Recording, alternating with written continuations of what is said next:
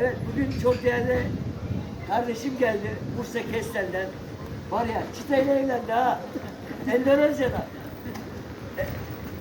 Ahmet kardeşime hayırlı ömür boyu mutluluklar diliyorum kendilerine. Babası, annesi, evet kayınçoları. Var ya öyle bir mutlu oldum ki kardeşlerinin evlenmesinden onur duydum ha. Allah Yüce Rabbim bunlara sağlıklı, uzun ömür, mutluluklar diliyorum. Hep yüzleri gülsün diyorum.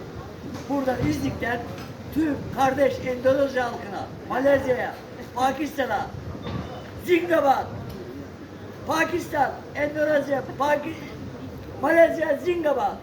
Çok kucak dolusu saygı ve sevgilerimi gönderiyorum. Evet. Bunları misafir etmekten, bunları ağırlamaktan öyle mutluyum ki göresiniz.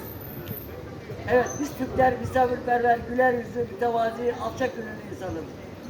Bizim ülkemize kim ayak basarsa bunları baş tacı eder, misafir eder, çay ikramında bulunuruz.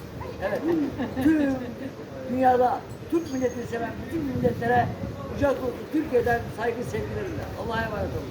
Hayırlı akşamlar. Bu da yeni